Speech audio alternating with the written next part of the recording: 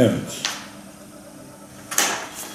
Evet, Diyanet İşleri Başkanlığımız, Din İşleri Yüksek Kurulumuz kendisine kurulumuza intikal eden konularla ilgili olarak sürekli açıklamalar yapmaktadır. Sizin sorunuzda bahsettiğiniz camilerde, sandalyede, taburede, oturaklarda namaz kılma konusuyla ilgili yapmış olduğu açıklama doğrusu yeni bir açıklama değildir. Yenilenen açıklamalardan bir tanesidir. Daha önce de değişik vesilelerle Diyanet İşleri Başkanlığımıza, Din İşleri Yüksek Kurulumuza benzer sorular sorulması üzerine konuyla ilgili açıklamalar yapmışlardır. Açıklamanın özeti şudur. Camilerde son dönemde biliyorsunuz sandalyeler, tabureler çoğaldı. Hatta kimi camilerde taşınabilir değil, sabit oturaklar kurulmaya başlandı. Bu cami adabı bakımından, caminin ifade ettiği misyon bakımından, camideki ibadet şekillerimiz bakımından aslında çok tehlikeli bir gidiştir doğrusu. Yani bunun gittikçe çoğalması, Müslümanların artık namazın şeklini neredeyse değiştirecek hale gelmesi riskiyle, tehlikesiyle karşı karşıya kalmaktadır.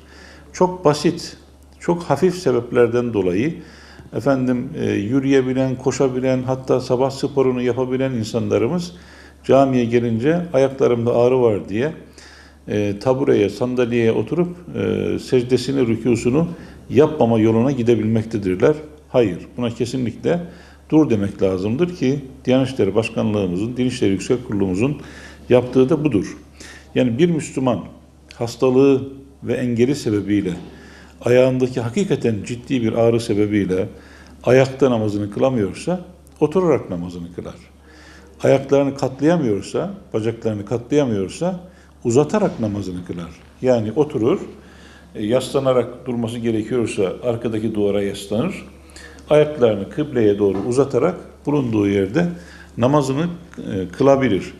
Eğer oturarak da namazını kılamıyorsa, yattığı yerde başının altına bir yastık koyup hafifçe başını yükseltme imkanı varsa yükselterek imayla, yani baş işaretiyle namazını kılar. Namazı bırakma, kılmama, eda etmeme gibi bir şey söz konusu asla değildir. Kılar ama bütün bunlar yapılamıyorsa, yani engeli veya özrü nedeniyle hiçbir şekilde oturması mümkün değilse o takdirde sandalyede namaz kılabilir. Ama oturduğu yerde namazını kılma imkanına sahip olanların sandalyede, taburede, oturakta namaz kılmaları caiz değildir. Buna mümin kardeşlerimizin fevkalade dikkat etmesi gerekir.